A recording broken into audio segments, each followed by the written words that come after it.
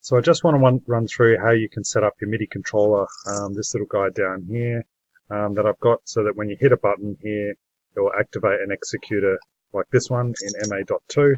I'm going to set up a simple dimmer on there, so I'm going to select all my fixtures, dimmer. Now I'm going to store it's at 100, 100, store, pop, dim, whoops.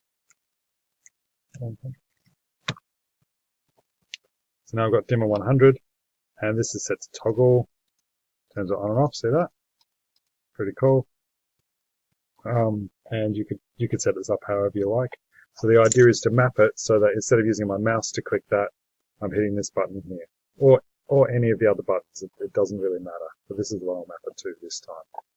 So to do this, I've plugged in my MIDI controller. My MIDI controller has been recognized by Windows. It's installed its drivers.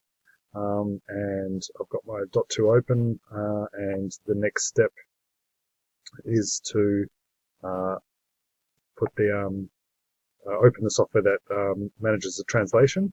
So I've got that in my downloads folder. You could have it somewhere else.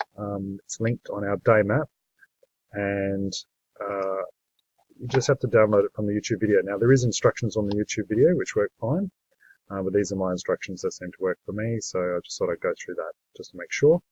So here it is. I've unzipped the zip folders and stored all the relevant bits and pieces that are attached to that YouTube video.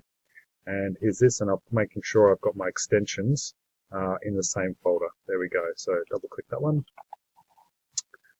Application pops up. I'm going to go add, and I'm going to call it dot2. Under from, I'm going to choose the pad. There it is.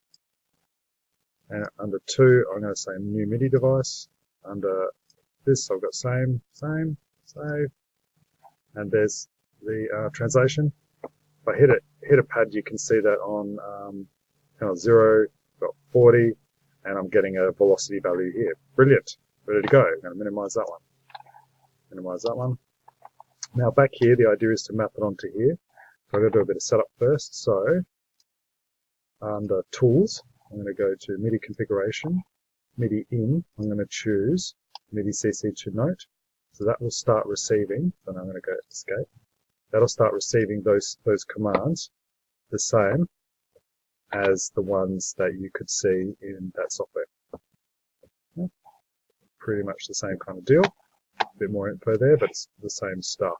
Now the thing to look at here is that I've got the number 40, channel 40. That's what I need to remember, because that's the MIDI channel for this pad, 40. So next step, go over to Setup, Remote Input, click on MIDI, make sure you've got your bar, click on MIDI, and then down here we're going to look for channel 40. Oh, there it is. That's our guy there. And what we need to do is map this so that something happens when we press the channel 40, or when it receives channel 40, and we're going to map it to this. Everything in ma.2 is numerical, or has a number behind it as an address.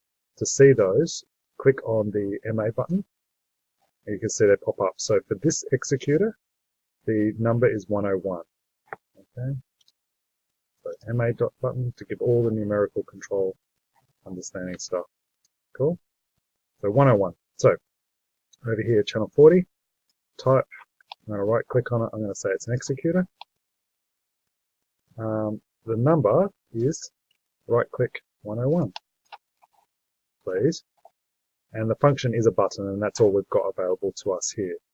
But hopefully now, if I hit this button, it's activating that dimmer. So if it's off, it's on, off. Okay, then that's brilliant. That's exactly what we're wanting. See that? Cool.